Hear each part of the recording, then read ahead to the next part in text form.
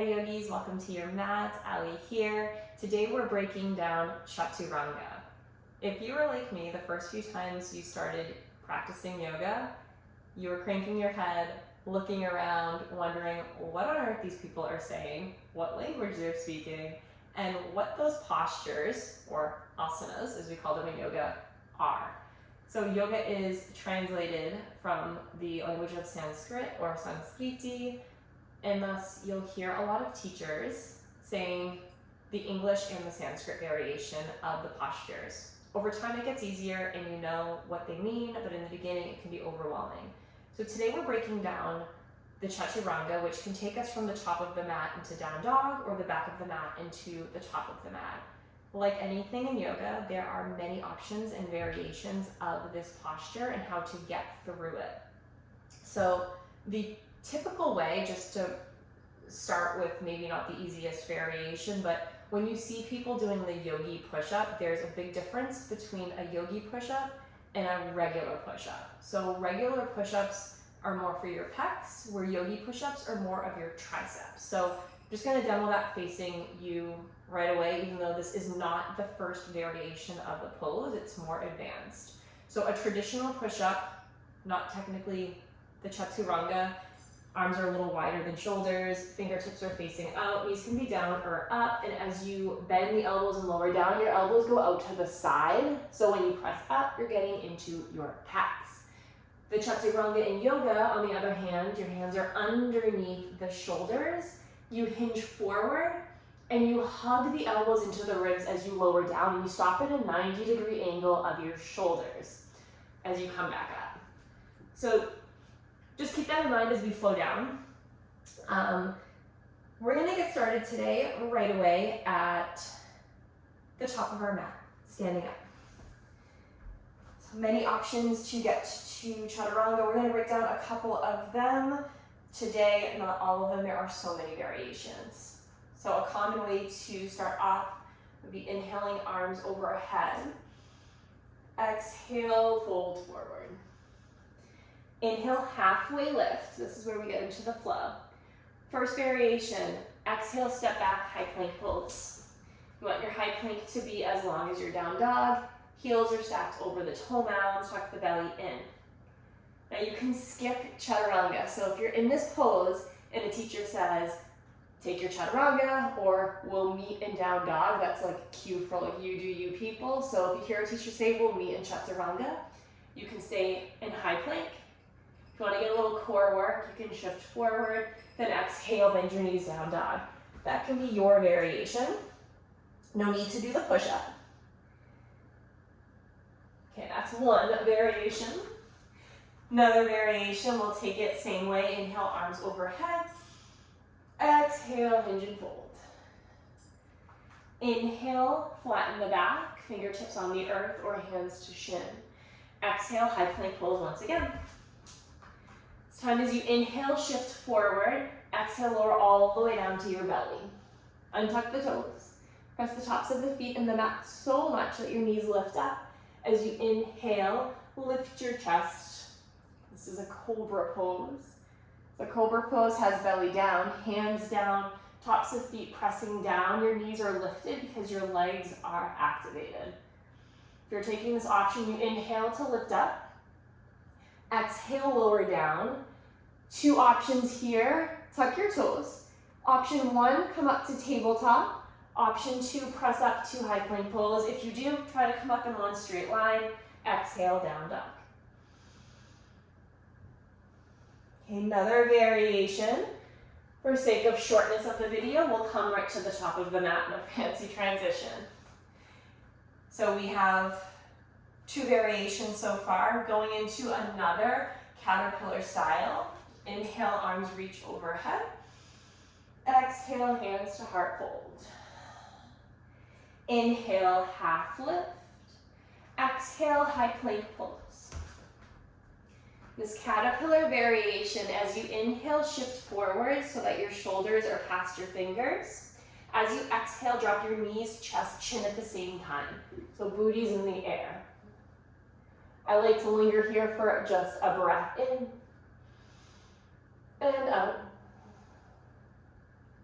Inhale, slither forward, straighten the legs, cobra pose.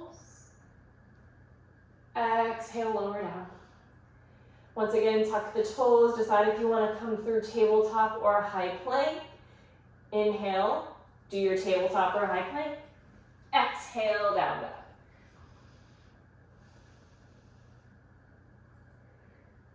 All right, we'll take 2 more variations. So we'll have 5 in total for this video, but please know there's many other ways that you can transition. So these are just 5 options, but take it your own way. You might even incorporate some different variations in your personal practice. Unless you're in certain classes like the Chaturanga Ashtanga, no one really cares as long as it's safe. As you inhale, arms reach high.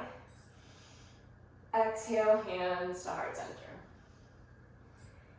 Inhale, halfway lift. Exhale, high plank pose, step back.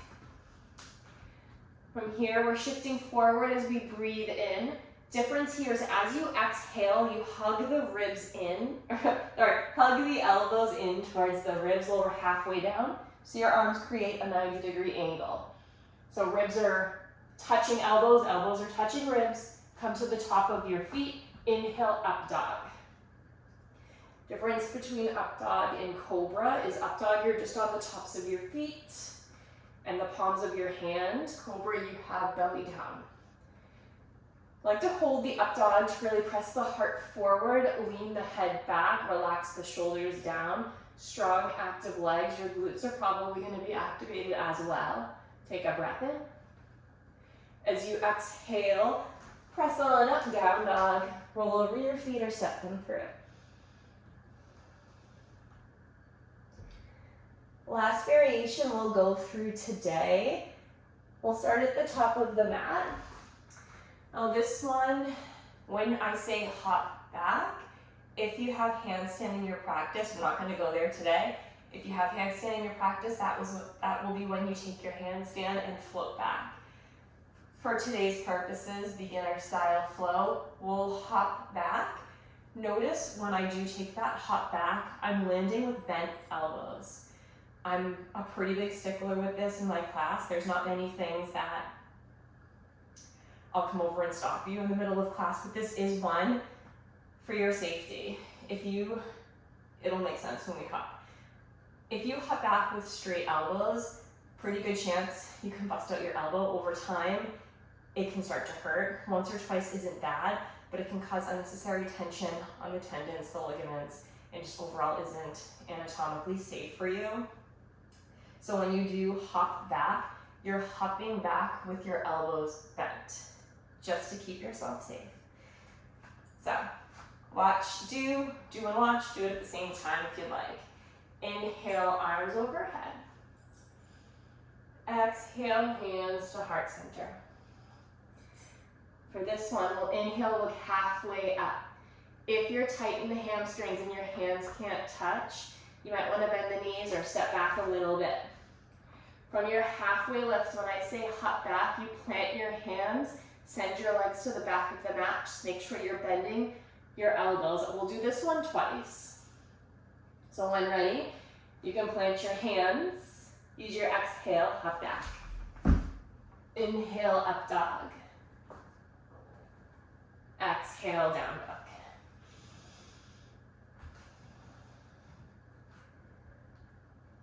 And try that one more time. You can step to the top of your mat. If you want to hop, you can hop your way up to the top of the mat too. So inhale, rise, arms overhead. Exhale, hands through heart center. Inhale, half lift. Exhale, Chaturanga, hop back, in with bent elbows. Inhale, up dog. Exhale, down dog.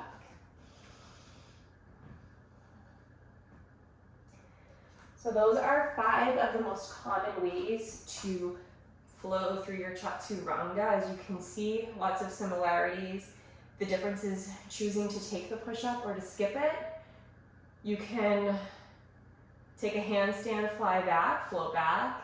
You can add push-ups. So depending upon the style of class you take, if you're ever in my class, I appreciate and welcome people doing what feels good for them. If you're in certain studios and it's more structured, just check in with the teacher, ask them if it's okay to kind of do your own thing. But these are all options that work for you and your body. Again, each day it may look different.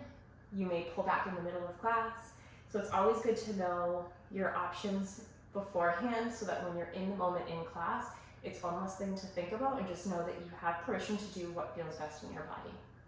I hope this helps you. Please let me know in the comments if you have any other questions or wonderings about Chaturanga, the yogi push-up. Otherwise, have a beautiful day, and thanks for watching.